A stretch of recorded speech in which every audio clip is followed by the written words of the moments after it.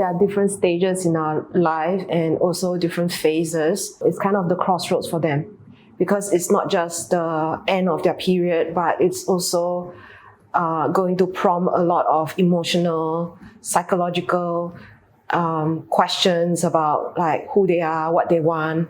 So I think it just comes to this crossroads. A lot of underlying issues that usually I see with women going through menopause. If they do not have a positive sex attitude, then that is very easily an excuse to just stop. Oh, my body is telling me that it's not good, I just want to stop. But there are actually many things that they can do which they don't know about, and they don't have resources. And so they think that's their body's way of telling them, it's time to retire their body or retire from sex. And also for a very long time, maybe they are focusing on their kids and neglecting their sexuality. So the focusing on the kids, the kids may have been distraction for a long time. And maybe also even trying to just cope with life, work, family, and then kids are grown now, and then now body is different. Without the right support, maybe they'll just kind of like give up. And it can be overwhelming. So it really depends on their sex attitude. But a lot of my clients who are Asians, they just say like, oh, it's, I'm too old for this. I don't need to think about this, which I find very sad. So there's a lot of pressure to conform or to be like other people. But what I'm noticing, the reality on the ground is a lot of people are just not doing it. They don't care, and there's nothing wrong with that. It's just that if they want to, this is something that was there and now not there anymore. Their body is going through changes. Maybe they want it, and so for me as a counselor, my job is not to go around and tell everybody you should have sex. My job is to support people who want to have sex. So those people who don't want to, that's fine. But I think a lot of times, they may not want to, but their partner may want to.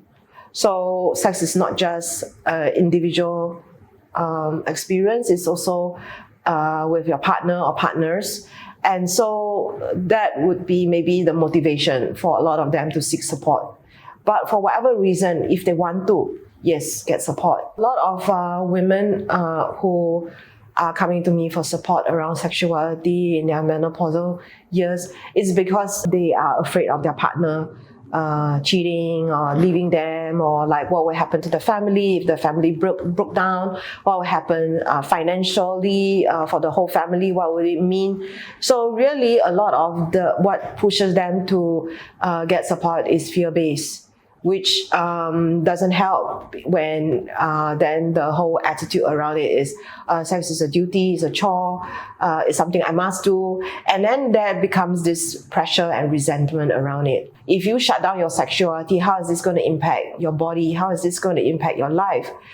Because sexuality is a part of who we are, and it is very much linked to our vibrancy, our vitality, our joy, our happiness, and also our creativity. So if you start to shut down parts of yourself, you do not really know what else you are actually losing.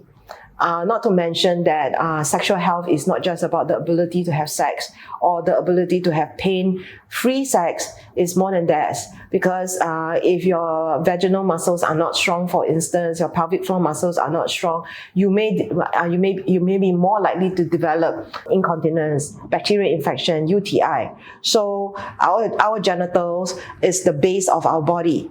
So if you just neglect and then you don't really realize, the vagina, it may be atrophying, and there are things that you can do to strengthen the base of your body, and then it may lead to more issues like pelvic floor prolapse, incontinence, the inability to control peeing, and defecating. And that is very much linked to your health, because if you are feeling uncomfortable, pain, dry, it's gonna affect you physically and of course mentally as well. For lots of women, the norm is, sex is a duty, it's a chore, because they hear it from their friends, they believe it, they act it out, and then they start to resent sex, they start to resent their partner, they dehumanize their partner, they think of their partner as call their partner names for having desires, and that's no way to have a healthy relationship. A lot of my clients who are older, a lot of them actually have certain behaviors that is not healthy, but they just keep doing it. Like for instance, nagging, raising their voice at their husbands, things like that. It becomes a habit because that's the only way they can get their attention. So certain bad habits actually really causes the relationship to be dysfunctional and weak. And I have clients who are housewives who feel bad using their husband's money, even though the arrangement is that she's the housewife. I'm just like, how are you going to get money if you can't use his money? They feel bad using their husband's money. So do they really feel like an equal? Psychologically, it really starts to affect you mentally. It starts to affect your self-esteem. It affects your confidence. I've seen this again and again. They want what's best for their children, being there for their children, but the sacrifices that they've made. So once their kid gets to a certain age, I always encourage my clients, please go and get, even if it's just a part-time job. Like, it does so much. And also on the husband being the breadwinner, they also have stress.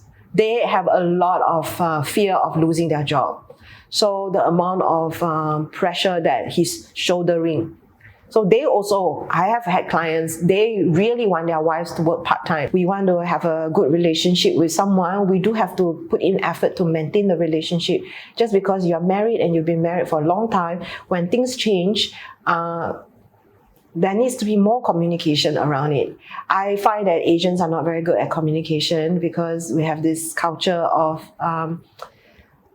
respect elders, people pleasing, and not rocking the boat, and conformity, and putting other people's feelings before ours.